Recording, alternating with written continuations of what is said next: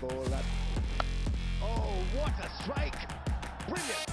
Over শেষে নোয়াখালী এক্সপ্রেসের স্কোরবোর্ডে যখন মাত্র 115 রান, তখন খুব কম মানুষই ভাবতে পেরেছিল এই দলটাই শেষে 150 পেরিয়ে যাবে, এমনকি 170 ছুঁয়ে ফেলবে।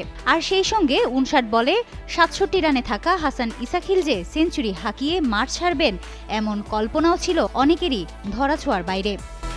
টুর্নামেন্ট থেকে আগেই ছিটকে যাওয়ায় নোয়াখালীর কাছে ম্যাচটা ছিল কেবল আনুষ্ঠানিকতার, কিন্তু এই ম্যাচটাই হাসান ইসাখিলের জন্য হয়ে উঠল স্মরণীয়। বাবা মোহাম্মদ নবীর সঙ্গে একই দলে বিপিএল খেলছেন তিনি। আগের ম্যাচ থেকে প্রথম একাদশে সুযোগ পেয়ে মাত্র 8 রানের জন্য সেঞ্চুরি হাতছাড়া হয়েছিল। এবার আর সেই আক্ষেপ থাকল না। দুর্দান্ত ব্যাটিংয়ে 107 রানে অপরাজিত থেকেই ইনিংস শেষ করেন ইসাখিল। 72 বলের ইনিংসে আক্রমণাত্মক মেজাজে মারেন 11টি 6 ও 4টি 4। অন্য প্রান্তে দলপতি হায়দার আলীও ভালো সঙ্গ দেন, 32 বলে করেন 42 রান। শেষ ওভারে যেন পুরোপুরি ঝড় তোলেন ইসাখিল, মাত্র 4টি বৈধ বলেই তুলে নেন 20 রান, আর সেই ওভারে মোট রান আসে 28। সব মিলিয়ে 2 উইকেট হারিয়ে নোয়াখালীর সংগ্রহ দাঁড়ায় 173 রানে।